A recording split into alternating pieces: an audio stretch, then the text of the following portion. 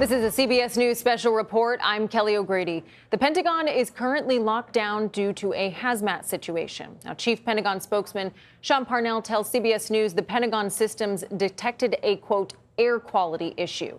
2 floors have been evacuated and a shelter-in-place order is in effect right now. Joining us is CBS News national security contributor Samantha Vinogrand. Actually, I'm not sure if it is Sam. Is that you on the phone?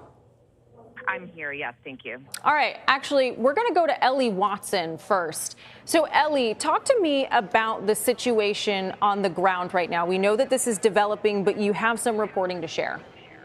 Yeah, Kelly, speaking to sources in the building, some have been told to evacuate, haven't been really given a reason why, but were told to evacuate. They did, and then others have been told to shelter in place. We got this alert from the Arlington Fire Department saying that they do have a hazmat unit on the scene, and we did get confirmation from Chief Pentagon spokesperson Sean Parnell that they are investigating what could be an air quality issue, but the exact situation is unknown. Some have had to evacuate, others are remaining in the building, but sheltering in place, not allowed to leave their offices. We're told that this has affected, for the most part, the south side of the building, several floors, and potentially corridors. Remember, Kelly, the Pentagon is massive, 17 miles. Just the south side that we know of has had some people evacuate, while others in the building are being told to shelter in place. Right, thousands of people that are there every single day.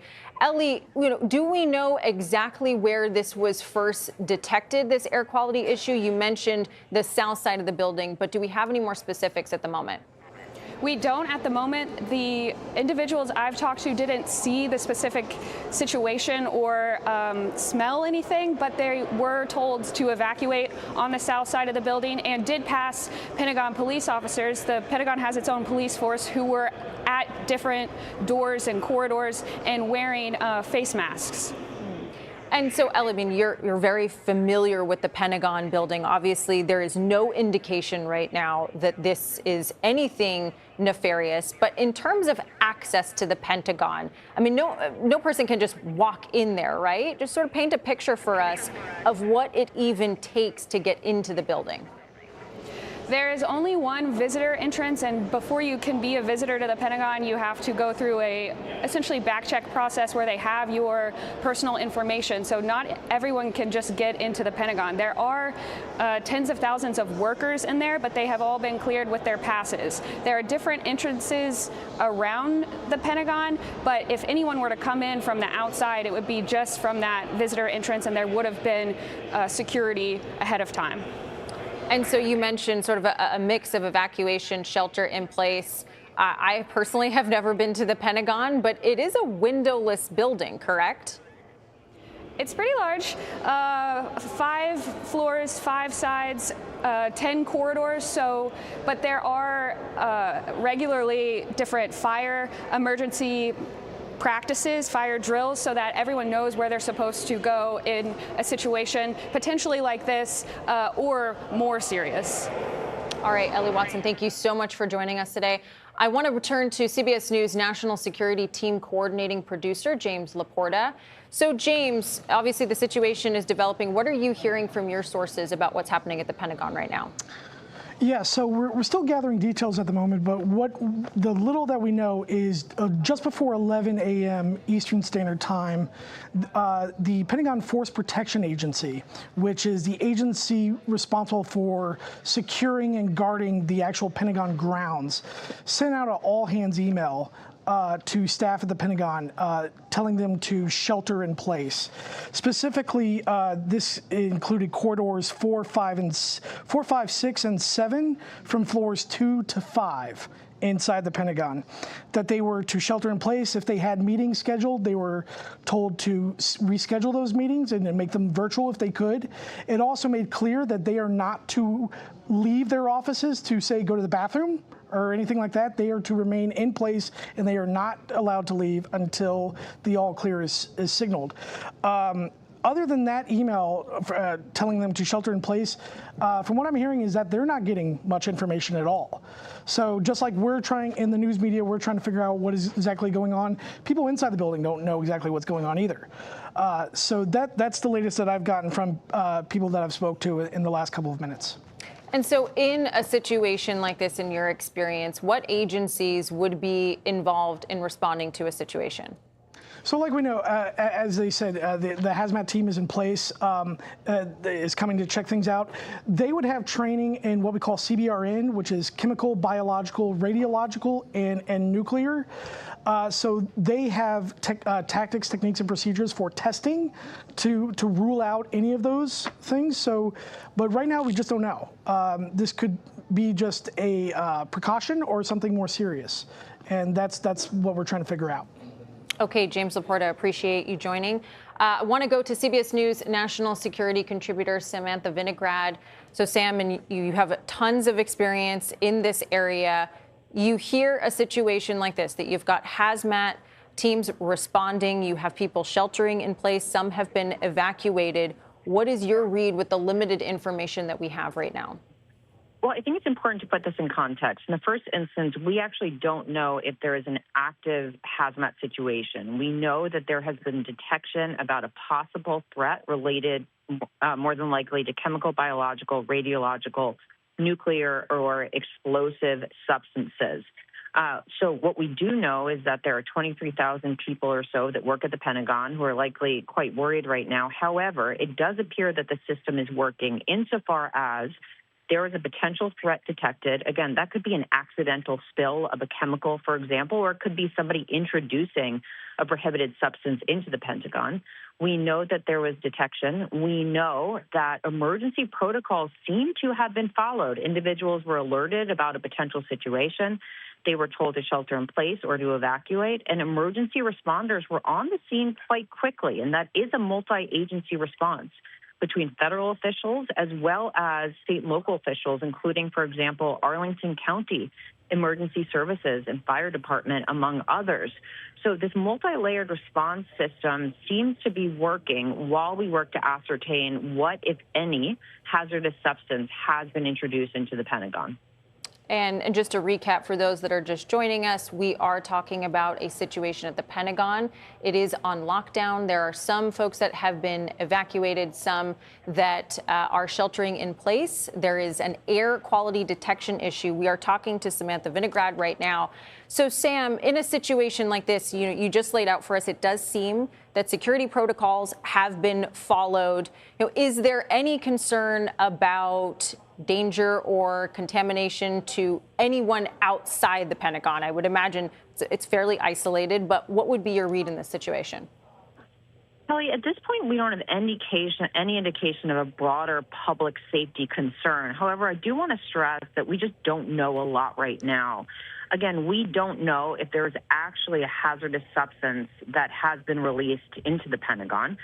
If it has, we don't know if that happened accidentally because of a potential accidental spill, or if there was some sort of bad actor that brought that substance into the Pentagon. So we don't really know what, if anything, needs to or has been contained. We should pay attention to what federal, state, and local officials are putting on social media.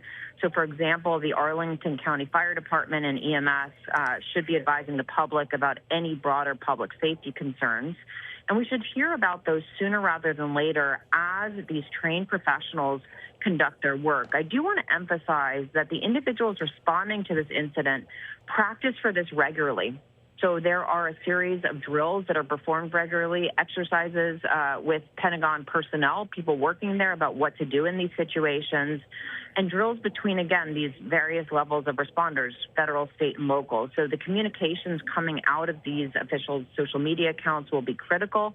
And, of course, we are thinking about all the people currently sheltering in place in the Pentagon who are waiting to hear if a hazardous substance has been released. There's just a very broad range of possibilities that could trigger these air detection systems, set off these alarms, and lead to this kind of response. So we shouldn't jump to any conclusions because there's so many hypotheticals here, but should feel pretty good that first responders responded so quickly and that the air detection systems activated and led to an appropriate response as far as we can tell.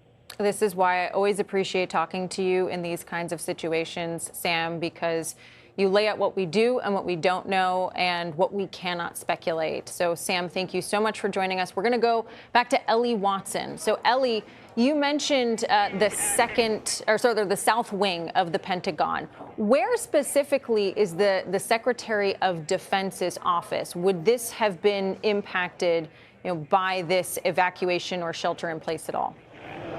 From what we know so far, Kelly, the simple answer is we don't think so. The secretary is on the river side of the entrance on the 3rd floor, but away from the corridors that have been told to shelter in place. We're told the whole building is kind of taking this shelter in place seriously, but as far as we know, the floors that have actually had to evacuate in the corridors are on a different side of the building. The different service branches kind of are spread around the building, and so you have different services on the south side where we think this potential incident or potential danger was first discovered. The secretary is on the riverside facing Washington, D.C. with a view of the monument and the river. We think that this incident, when first detected, was on a different side of the Pentagon.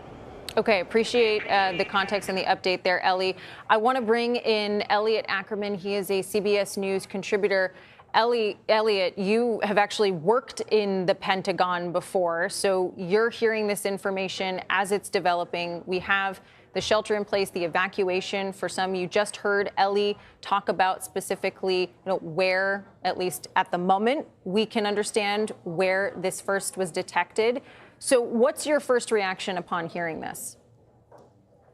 Well, my first reaction, for those who aren't familiar with the Pentagon, I mean, it is an absolutely vast building. All of the offices have significant security protocols that I imagine they are engaging with right now.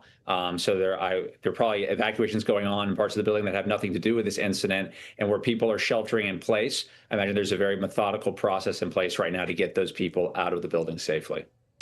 And so we, again, do not know. We know that this is an air quality detection issue. We do not know what kind of substance or anything at this point. But you hear that there's hazmat teams there. What right now would they be doing? You have so many people, as you mentioned, that are without information who are in the building right now. But for that team that's there, what would you expect that they are doing at this very moment? Well, they're going to be going through a set of procedures that are extremely well rehearsed. And I think first and foremost is going to be trying to understand, the nature of the threat. So being extremely methodical in their testing, in assessing the situation, and in making sure that everyone who could be affected by this incident is safe. And then I think gradually they'll be figuring out how to mitigate that threat and how to get people who are inside the Pentagon out of the building safely. And so we talked with Ellie about this a little bit, but in your own experience, I mean, this is an incredibly secure building. Who gets in there? What is the protocol for someone to actually enter the building?